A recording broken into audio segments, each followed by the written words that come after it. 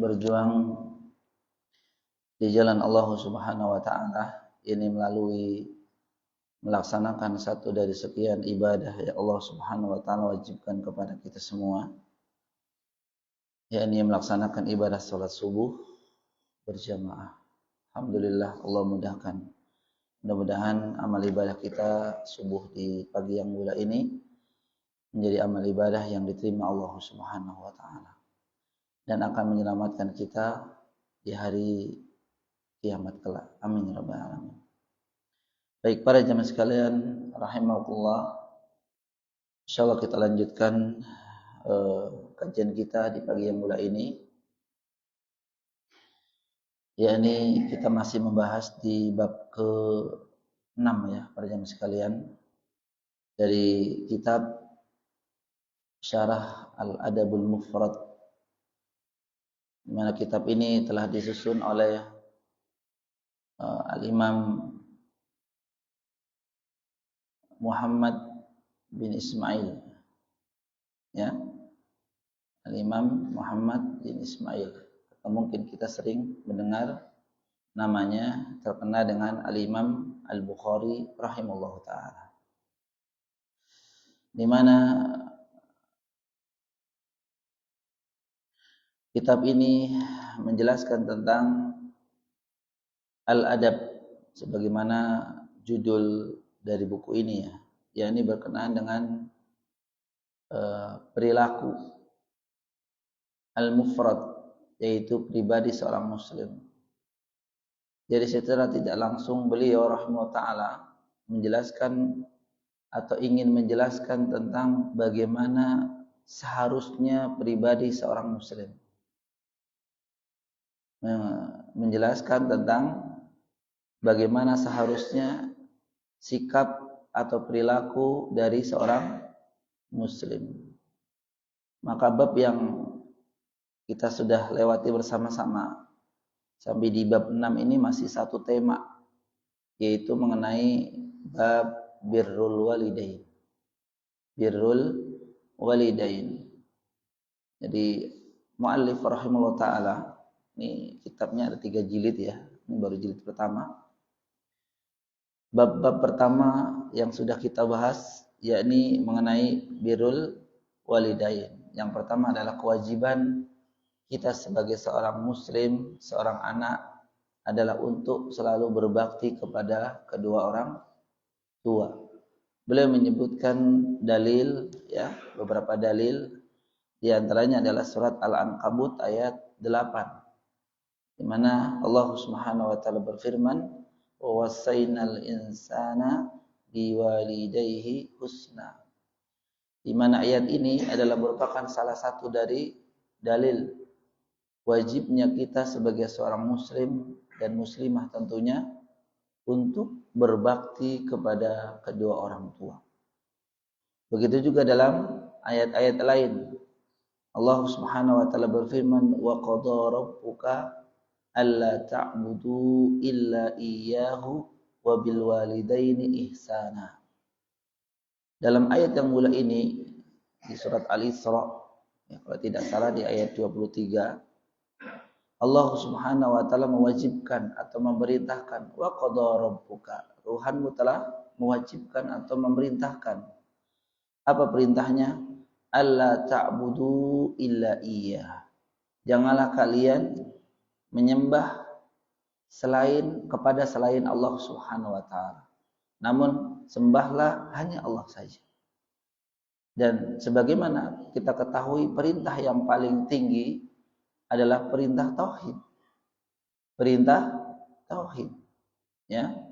Hanya beribadah, hanya menyembah, hanya mengabdi kepada Allah Subhanahu wa taala saja.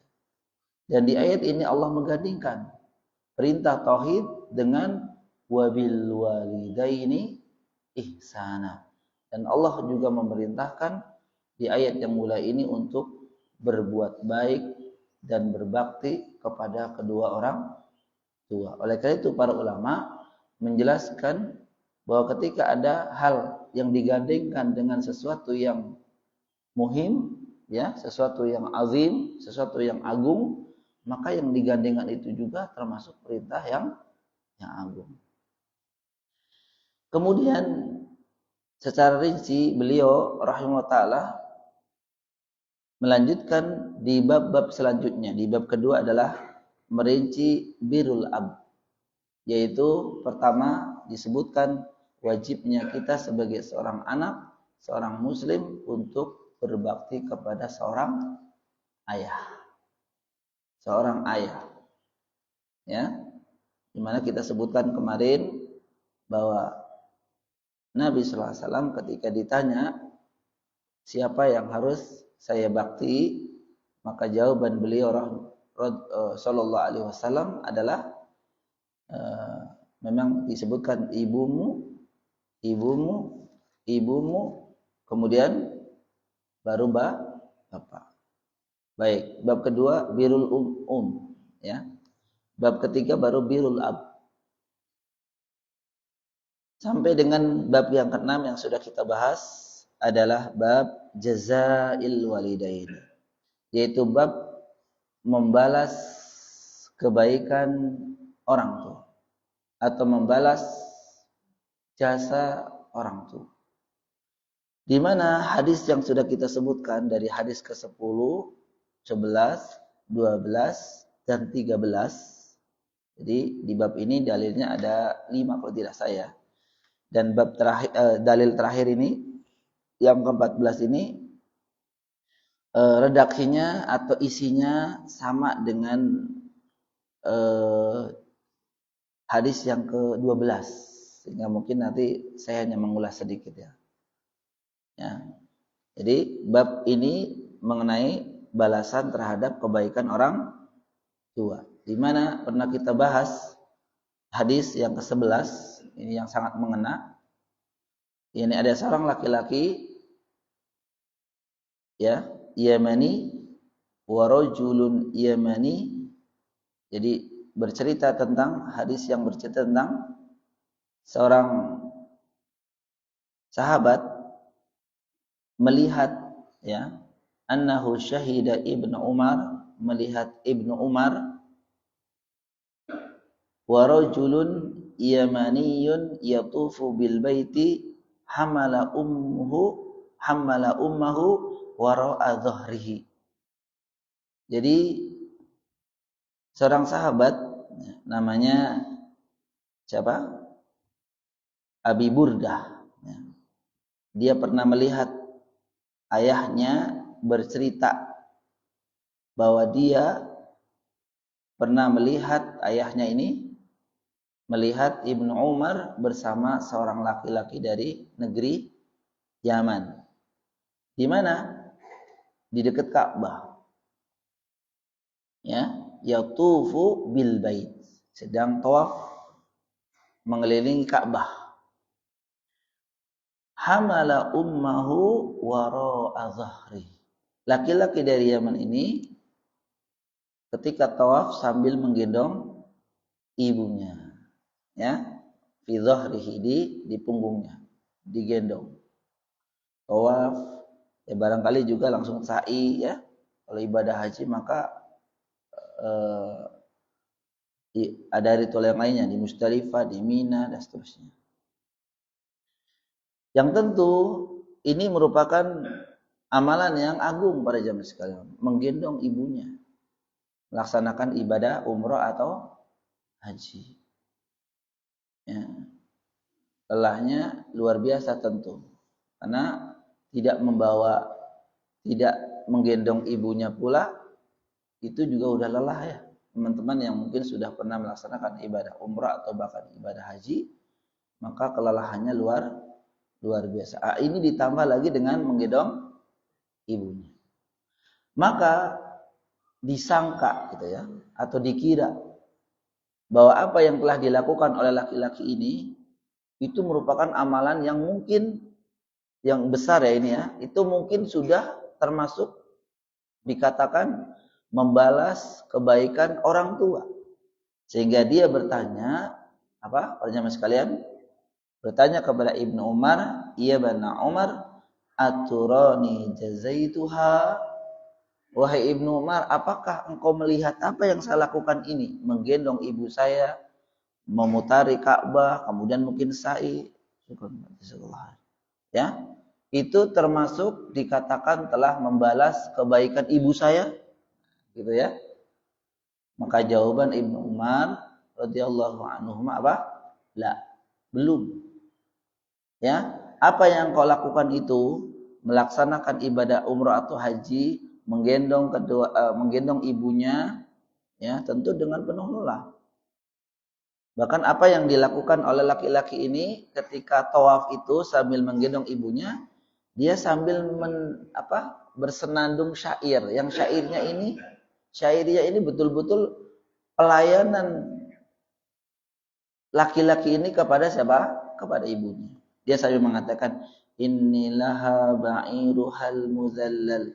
Saya baginya, bagi ibu saya, itu ibarat seekor keledai.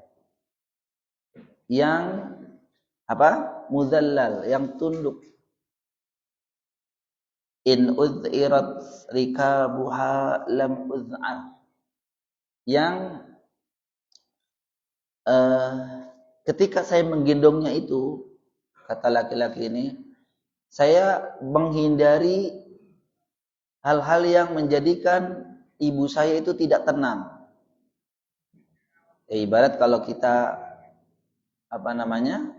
kita ngendarain mobil atau motor ya, ada yang naik, ada yang ada yang ikut, itu nyetirnya tuh tenang gitu. Kalau aja gujlakan gimana Pak? Maka akan pelan gitu ya. Pokoknya membuat ibu itu tenang dan nyaman ketika digendong. Maka ya tidak salah mungkin ya, dan pantaslah laki-laki ini bertanya, ya Ibnu Umar, aturani jazaituha? Apakah ini perbuatan saya ini sudah dikatakan telah membalas kebaikan ibu saya? Ya mungkin untuk zaman sekarang mungkin ada, tapi mungkin beda, hanya beda suasana. Ada seorang anak mungkin yang sudah ya membiayai ibu. Ibu berobat dibiayain. Ibu mau apa dibiayain. Orang tua mau apa dibiayain. Lalu kemudian kita merasa kita telah membalas jasa orang tua. Demikian ya. Ini biasanya kalau ada perseteruan antara anak sama anak ya. Sama anak misalkan. Ya, kamu ngapain di sini? Kamu nggak berbuat apa-apa. Saya udah biayain. Satu lagi saya udah nemenin gitu. Masing-masing mengeluarkan amal baiknya kepada orang tua. Sama dengan ini mungkin. Dia merasa bahwa perbuatannya itu telah membalas kebaikan orang tua. Namun ternyata dibalas atau dijawab oleh Ibnu Umar, la wala bi zafratin wahidatin.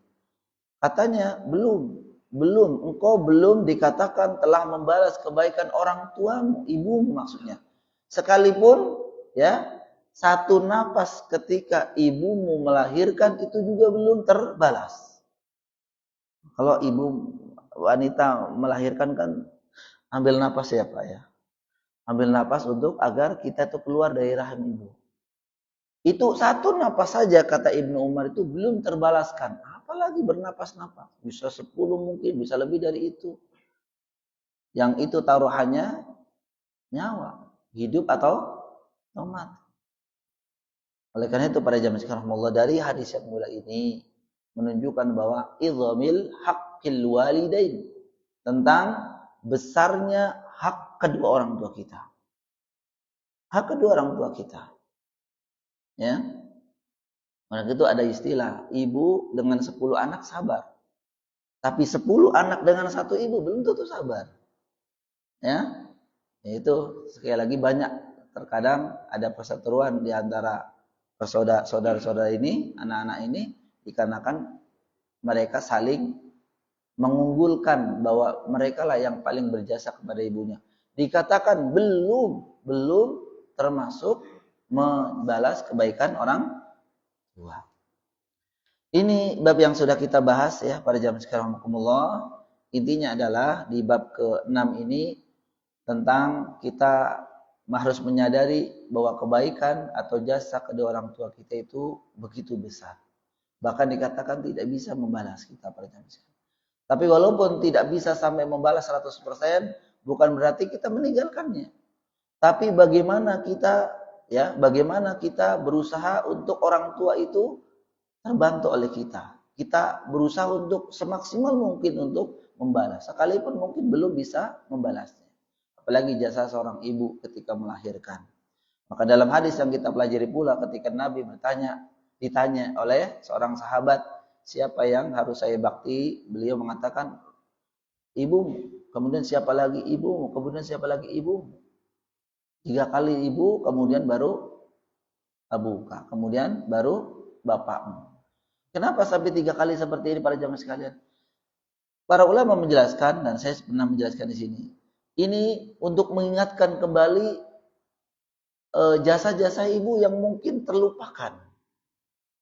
Karena kalau jasa ibu, terutama ketika melahirkan itu, dengan bergantinya waktu kadang terlupakan. Seperti kita nih, kita sudah mencapai 30, 40, 50, itu udah jauh dengan kelahiran kita. Tapi kalau dibandingkan dengan jasa ayah yang laki ya, yang jelas ya. Kita lagi sekolah, pulang gitu ya. Bapak pulang, lelah, kelihatan ya Pak ya. Terus kemudian kalau kita udah besar juga, Bapak masih kerja misalkan, itu kelihatan. Tapi kalau ibu, maksudnya telah melahirkan itu udah lama. Makanya Nabi SAW menyebutkan ummuka wa ummuka wa ummuka. Para ulama mengatakan ini mengingatkan kepada kita bahwa jasa ibu pada waktu itu ketika melahirkan itu begitu besar. Yang ini kebanyakan dilupakan oleh kita. Karena kita udah besar mungkin. Kecuali orang-orang yang mungkin ya tersadarkan, diberikan hidayah, melihat istrinya melahirkan, akhirnya dia ingat, oh ya Allah, ibuku seperti ini mungkin dulu melahirkan aku. Istrinya itu kesakitan ketika mau melahirkan. Begitu juga ibuku dulu ketika melahirkan aku. Nah, mungkin ada orang-orang seperti ini. Tapi mungkin ada juga yang cuek. Nah, itu mau udah kodrat wanita. Seperti itu ya jawabannya ya. Itu mau udah kodrat wanita Ustaz. Itu mah. Iya memang itu kodrat wanita melahirkan. Tapi kalau memang mau dibalik, mau nggak Pak? Mau dibalik gitu ya. Ya udah sekarang mulai tahun ini yang melahirkan laki-laki gimana kira-kira? Siap nggak Pak? Apalagi sekarang zamannya apa nih Pak? Yang bukan melahirkan normal itu. Pakai sesar. Sesar itu kan kalau bahasa kita apa? Bedah gitu ya. Mendengar kata dibedah, dibelek atau bahasanya itu ya. Atau pakai. Itu aja udah apa ya? Pikirannya udah gimana Pak? Iya, ngedrop lah. Aduh, kayaknya kok gitu. Yang seharusnya normal melalui memang sebagaimana Allah. Tapi lewat perut. Yang perut itu seharusnya dijaga, tapi bisa sampai 2-3 kali. 1 dijahit, 2 dijahit, 3 dijahit. Ini harusnya kita para suami terutama ya, itu harus merasakan bagaimana perjuangan seorang wanita, terutama ibu kita. Nah, mereka luar biasa pada jam sekalian, luar biasa. Maka kenapa Nabi SAW sampai mengatakan apa? Ummuka. Siapa lagi ya Rasulullah? Ummuka. Siapa lagi Rasulullah? Ummuka. Ini mengingatkan tentang jasa-jasa ibu kita. Oleh karena itu para jamaah sekalian dari materi yang sudah kita bahas, maka kita harus menghindari satu sifat dan sikap, yaitu uququl walidain. Yaitu apa? Menghindari durhaka kepada kedua orang tua.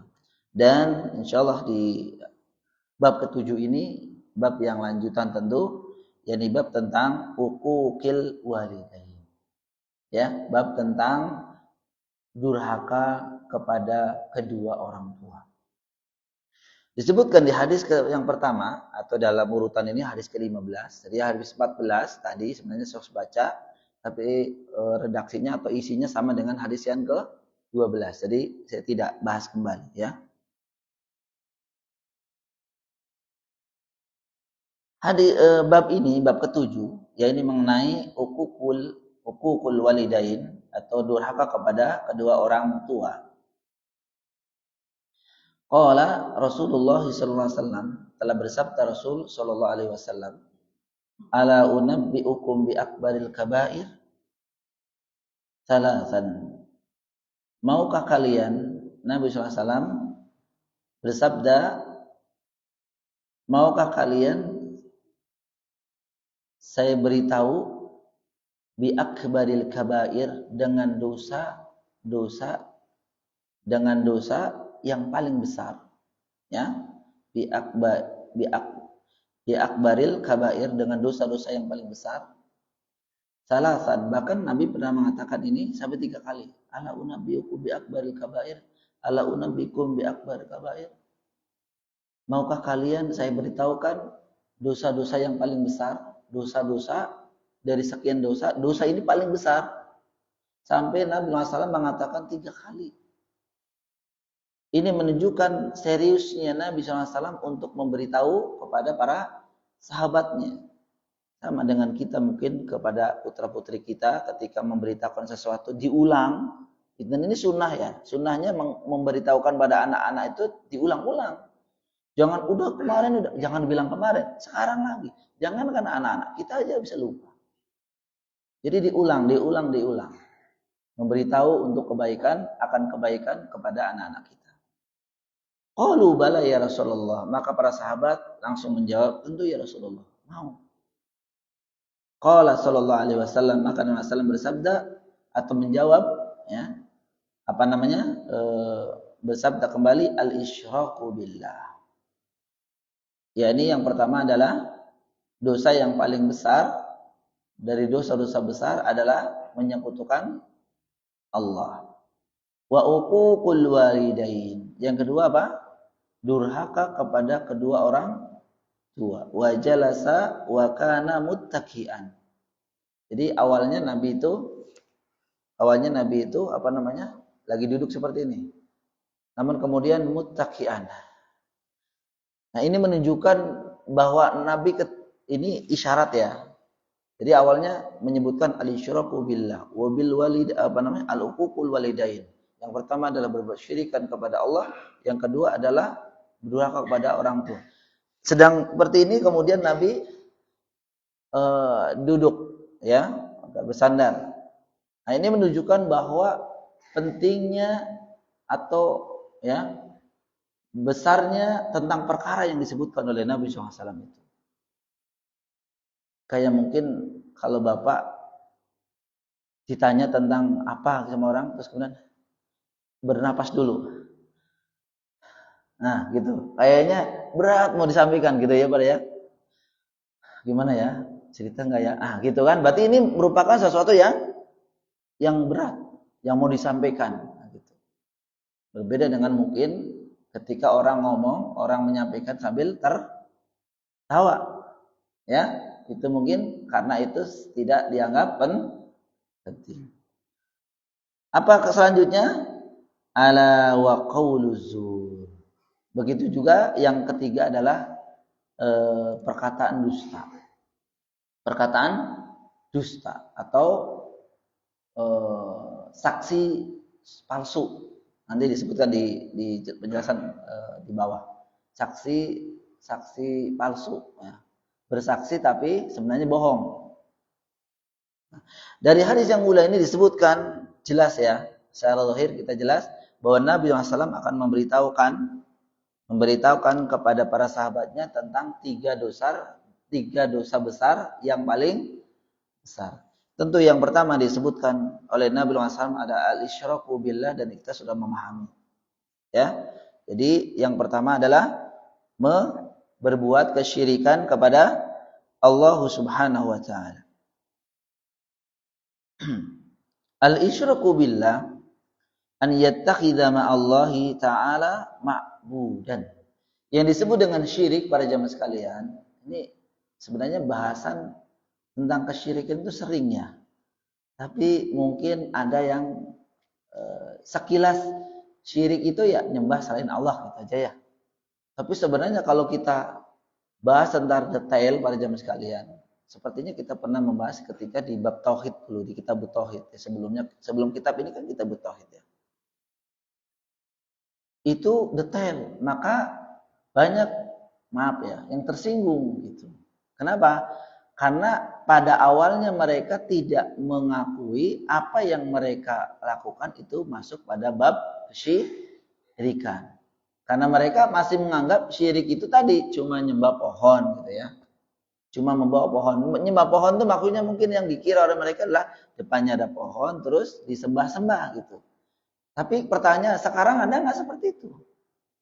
Ada nggak Pak? Ya mungkin ada di pelosok-pelosok sana ya Pak ya. Tapi kalau di sini-sini ada nggak yang satu pohon disembah-sembah gitu?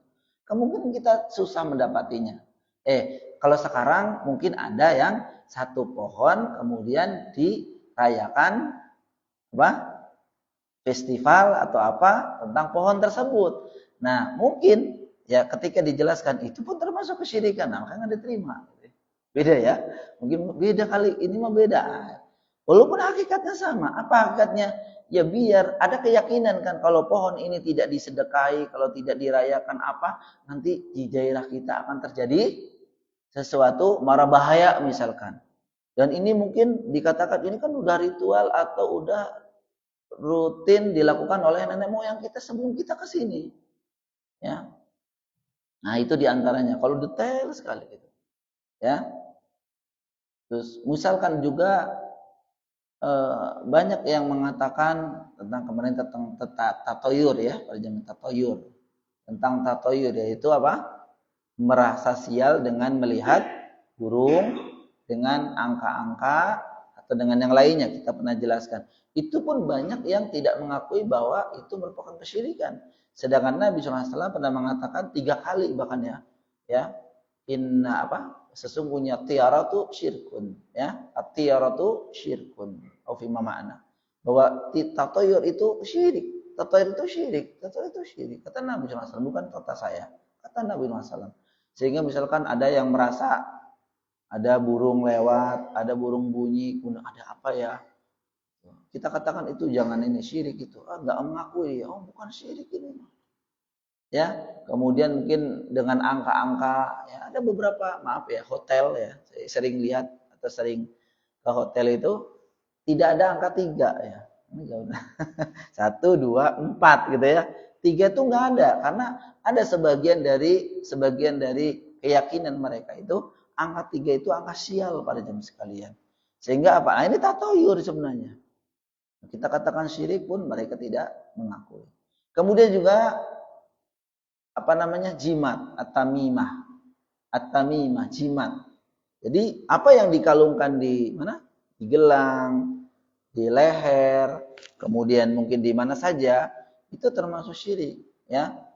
Ya, man ta'allaqa tamimatan faqad asyrak. Siapa yang mengatakan? Nabi kita Muhammad SAW mengatakan, barang siapa yang menggantungkan jimat itu telah berbuat kesyirikan. Maka ketika kita bilang sama orang-orang ya yang masih menggantungkan gelang ini bukan untuk jimat ya, bukan untuk yang lainnya. Biasanya digalungkan di mana? Ya anak-anak bayi, benar nggak Pak? Anak-anak baru lahir itu kan ada itu gelang hitam tuh. Itu tujuannya untuk apa? Kalau saya pernah tanya untuk tolak bala, jimat namanya kan?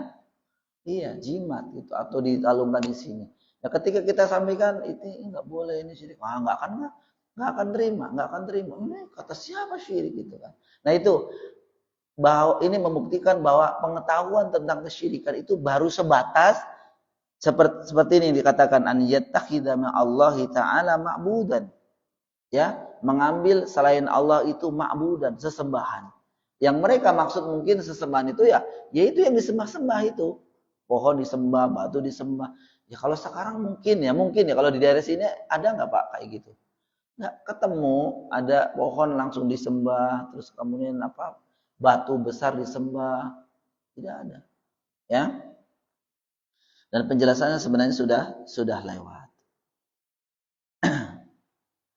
Nah, perbuatan yang pertama yang disebutkan oleh Nabi SAW termasuk dosa besar adalah asyirku billah, yaitu berbuat kesyirikan kepada Allah Subhanahu wa taala. Dan ini para jamaah sekalian tentang syirik ini kenapa termasuk dosa besar? Para ulama menjelaskan karena telah mengambil hak prerogatif Allah. Telah mengambil hak prerogatif Allah. Maka Allah marah. dengan semarah-marahnya. Dengan semarah-marahnya karena haknya diambil, diberikan kepada selain Allah, makanya Allah marah. Bahkan marahnya Allah ini, tidak ridhonya Allah ini ada konsekuensi pada orang-orang yang telah berbuat kesyirikan. Apa konsekuensinya pada zaman sekarang? Yang pertama, orang yang berbuat kesyirikan dengan syirkul akbar, dengan syirik besar, itu kelak di akhirat kalau dia tidak bertobat kepada Allah Subhanahu wa taala sebelum meninggal, maka dosanya tidak akan diampuni. Dosanya tidak diampuni. Innallaha la yaghfiru ayyushraka bihi wa yaghfiru ma dan Allah Subhanahu wa taala tidak akan mengampuni dosa kesyirikan. Tidak akan diampuni dosa, tidak mengampuni dosa kesyirikan. Maksudnya dari ayat yang mulai ini bahwa Allah tidak akan mengampuni dosa syirik bagi orang yang pernah dulu berbuat kesyirikan selama di dunia, kemudian mereka tidak bertobat ketika meninggal, sebelum meninggal dunia. Ini berbahaya pada zaman sekarang, tidak akan diampuni oleh Allah. Ya. Dan kemudian dosa syirik juga menjadikan amalan-amalan yang sudah dilakukan itu hilang. Hilang pada zaman sekalian. Di ayat 23 surat Al-Furqan, Allah Subhanahu wa taala berfirman, wa qadimna ila ma'amilu min amalin faja'alnahu haba'an mansura. Dan saya hadapi amal-amal mereka dari amal-amal soleh mereka dulu di dunia. Namun ketika bertemu dengan Allah dengan membawa amalan tersebut, faja'alnahu haba'an mansura, maka Allah akan jadikan amal-amal mereka seperti debu yang berterbangan. Para ulama tafsir mengatakan orang yang seperti ini adalah orang yang ketika di dunia mereka beramal soleh, namun diiringi dengan kesyirikan. Itu betul pada zaman sekali itu Allah akan habiskan, Allah akan hapuskan, hilangkan amal-amal soleh. Kan sayang pada zaman sekarang. Udah beribadah selama 30 tahun, 40 tahun, 50 tahun, tenaga habis, capek, lelah, biaya juga hilang, ternyata hilang. Dikarenakan karena berbuat kesyirikan. Maka hati-hati dengan perbuatan syirik. Begitu juga konsekuensi dari orang yang berbuat syirik ketika belum bertobat, ketika meninggal dunia, maka mereka adalah di mana? Di api neraka. Dan di api neraka selama-lamanya. Innalladzina kafaru min ahlil kitabi wal musyrikina fi nari jahannam khalidina fiha. Di dalamnya, di dalam api neraka itu fi khalidina fiha, selama-lamanya. Tidak akan diangkat oleh Allah Subhanahu wa taala. Itu berupa syirik. Maka memang akbaru min kabair, termasuk dosa yang paling besar itu adalah buat kesyirikan. Maka harus kita hindari buat kesyirikan. Tapi bisanya kita menghindari sesuatu, harus kita tahu sesuatunya itu ya para jamaah sekalian. Kita mau menghindari sesuatu tapi tidak paham terhadap sesuatu tersebut. Bagaimana kita bisa menghindari? Maka ilmu tentang kesyirikan itu bukan untuk dilakukan tapi untuk dihindari. Oh ini tuh syirik, oh ini syirik, oh ini syirik itu. Ya, karena memang demikian kaum muslimin rahimakumullah.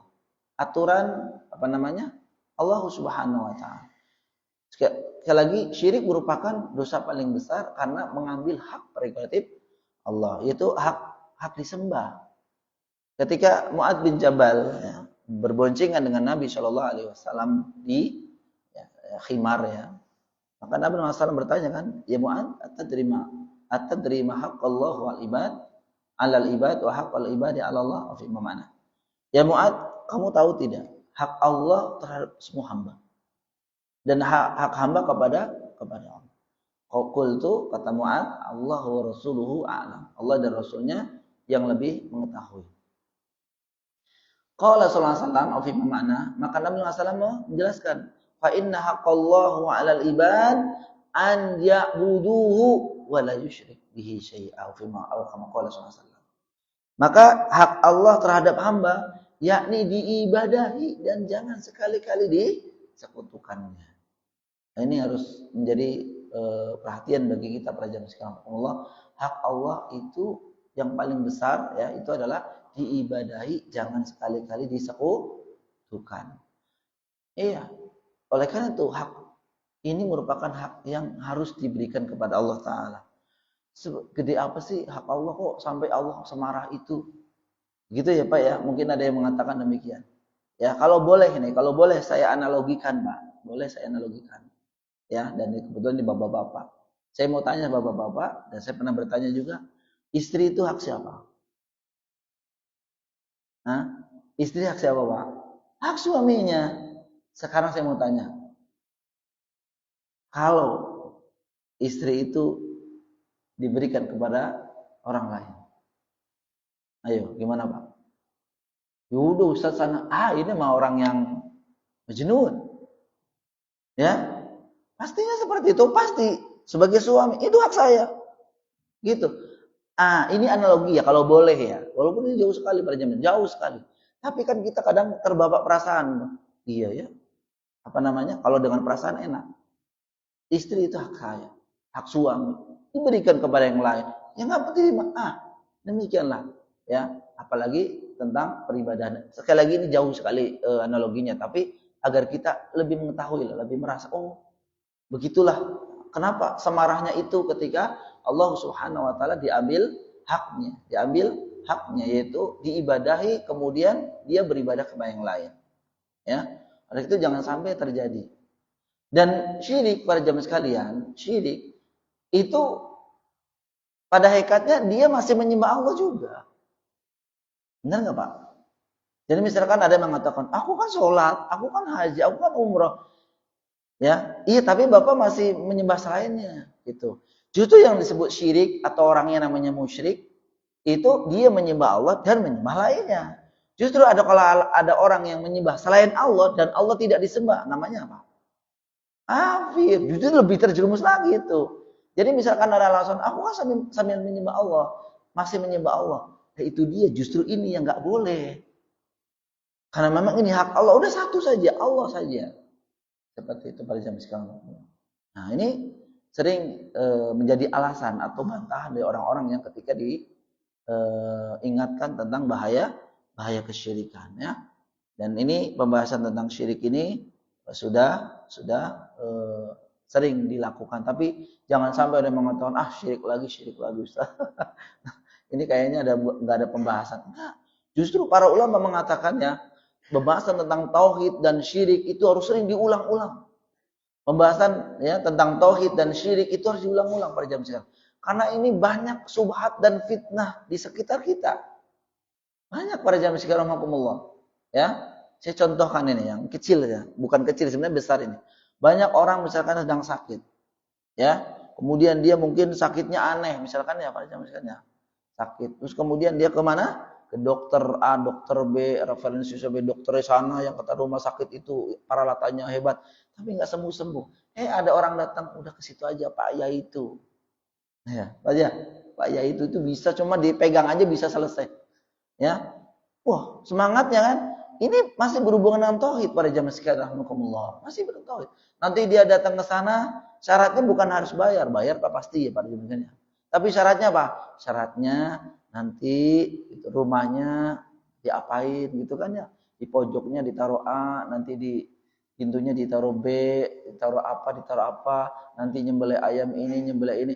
Nah, akhirnya diikuti dan kemudian sembuh. Nah, dia mengatakan hebat dia. Nah, berbahaya ini termasuk kesyirikan. Kenapa?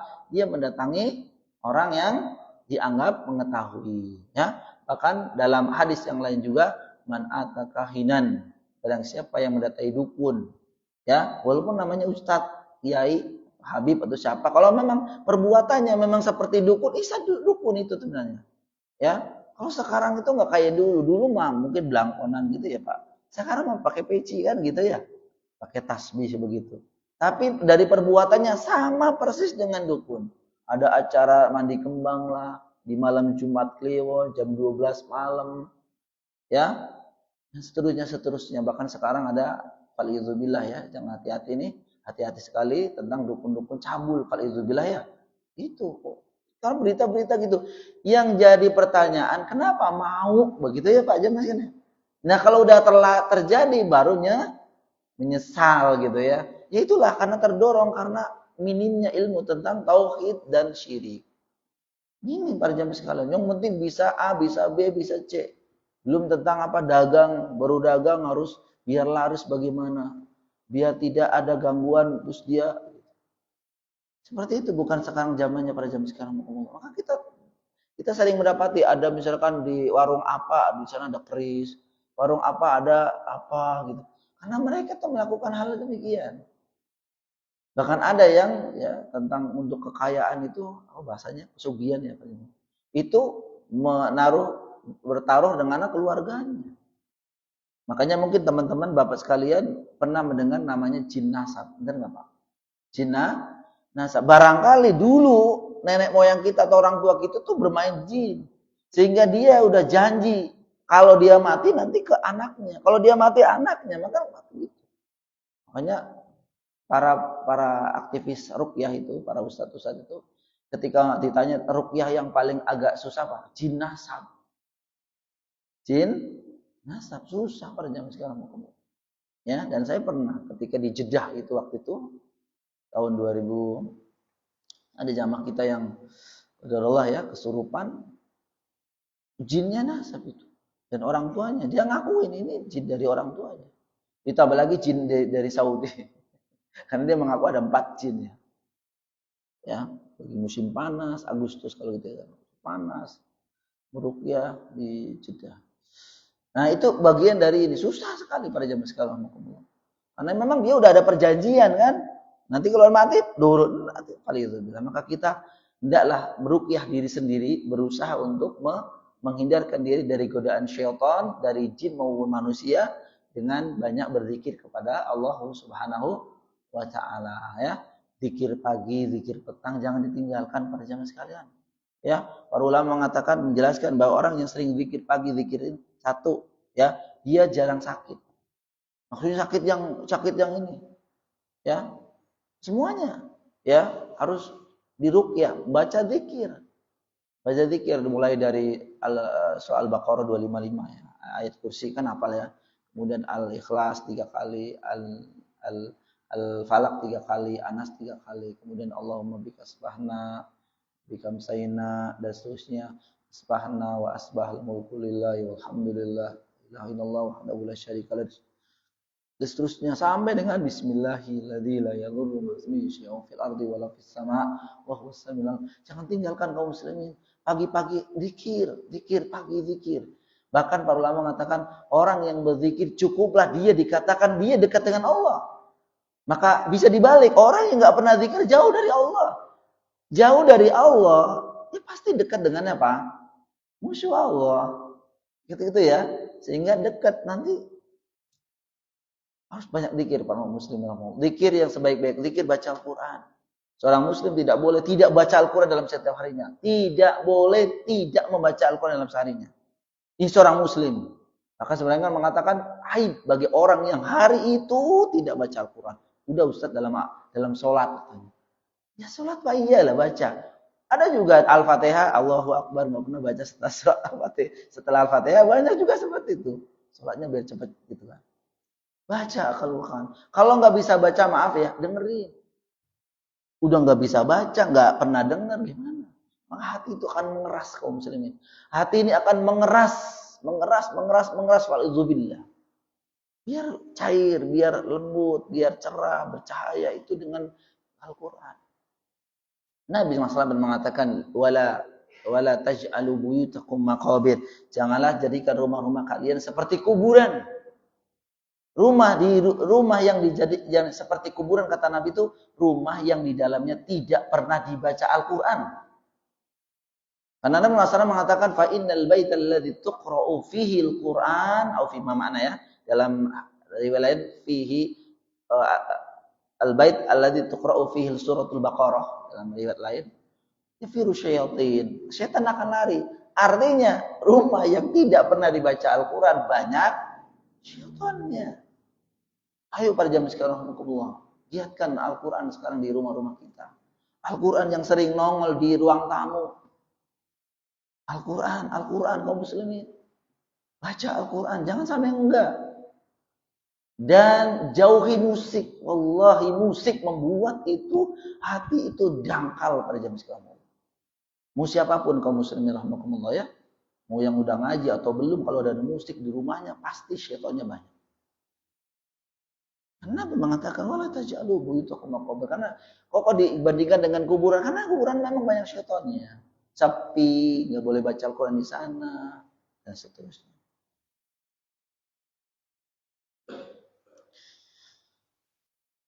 Jadi tentang kesyirikannya, syirik ini memang kalau pembahasannya luar biasa. Karena memang bapaknya yang dosa itu adalah kesyirikan, maka sering diingatkan janganlah misalkan ada acara-acara, maaf ya pada jam sekalian ya, ada acara-acara yang apa ya, sedekah laut, sedekah bumi, sedekah langit. Itu biasanya acara-acaranya maaf ya, itu sedikit ya, bahkan banyak berkesyirikan. Iya, karena memberikan sesuatu kepada selain Allah. Dia menyembelih kepada untuk selain Allah. Dia memberikan makanan kepada selain Allah. Terus sedekah laut itu kan apa yang dikelautin itu apa Pak? Kepala kerbau ya. Nah itu kan syirkul akbar Bang. Syirkul akbar itu. Ya. Meyakini apa namanya? Ngikut-ikut saja nggak boleh, apalagi meyakini itu kebenarannya. Apalagi ada Tuhan selain Allah gitu ya. Seperti mentuhankan hewan gitu ya. Mentuhankan hewan ya. Jadi apa namanya? Sapi misalkan atau kerbau atau kuda gitu ya. Kotorannya aja dia berebutkan gitu ya. Ini ya Allah, sudah di luar nalar pada zaman sekarang. Sudah kita aja kena dikit kotoran langsung dicuci bagaimana? Ini bukan dicuci tapi berebut. Benar nggak Pak? Pernah lihat nggak? Wah banyak. Ya berebut. Konon katanya ini bisa ini bisa ini bisa ini. Gimana ya? Akal jalan pikiran sehat kita itu di mana kalau kita sampai segitunya? Ya. Maka bab tentang kesyirikan pada zaman sekarang, maka sekali lagi kita telah baik-baik, karena jujur sudah kita bahas ketika kita membahas tentang bab apa? Kitab Tauhid dulu, bahwa kesyirikan itu konsekuensinya luar biasa. Gak bisa selamat selama-lamanya. Kalau memang ketika kita sudah meninggal, falidzubillah belum bertobat dari perbuatan kesyirikan. Makanya disebutkan innallaha la yaghfiru ayyushraka bihi wa yaghfiru ma duna dzalik. Beda dengan Allah dengan berbeda dengan dosa-dosa selain syirik itu kemungkinan besar Allah akan ampuni atas dosa-dosa yang besar. Sekalipun ini juga tidak boleh kita main-main dengan dosa ya. Oh, berarti yang penting jangan syirik gitu kan. Sebagaimana Mu'ad bin Jabal awalnya begitu. Ketika mengetahui hak Allah itu adalah diibadahi, jangan berbuat syirik, dan hak hamba itu tidak diazab, tidak masuk neraka ketika mereka tidak berbuat syirik.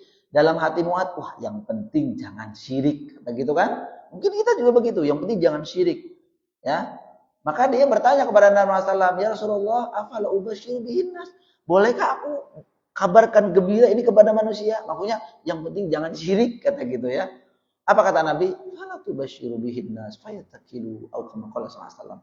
Maka mengatakan apa? Jangan disebarkan. Ya, maka dikhawatirkan manusia akan apa namanya? Tawakal. Maksudnya berserah diri kayak tadi. Yang penting enggak syirik, enggak usah ibadah juga enggak apa-apa. Itu. Ya oleh karena itu para jamaah sekalian rahimakumullah, syirik itu bahaya paling besar kaum muslimin. Ya. Makanya misalkan ya ada orang misalkan non muslim ya, orang kafir lah. Kemudian dia masuk Islam, baru sehari 2 hari dia meninggal dalam keadaan muslim, surga insyaallah. Bahkan bukan insyaallah, pasti dia akan masuk surga. Benar para jamaah sekalian, ini jaminan seorang muslim pasti masuk surga. Hanya saja yang penting jangan berbuat kesyirikan. Karena itu udah habis ini. Ayolah para jamaah sekalian rahimakumullah. Syirik adalah perbuatan yang harus kita hindari sejauh-jauhnya. Sekecil apapun. Misalkan ya, misal gini. Emang rugi para jamaah sekalian ketika kita nggak ikut acara-acara yang berbuat kesyirikan. Emang rugi gitu kok. Mau maaf ya Pak, saya nggak ikut. Keluarga saya nggak ikut. Itu aja kok. Kalau itu memang dijauhi oleh masyarakat, lebih baik daripada dijauhi sama Allah. Iya benar para jamaah sekalian. Ini benar-benar kadang-kadang karena nggak enak.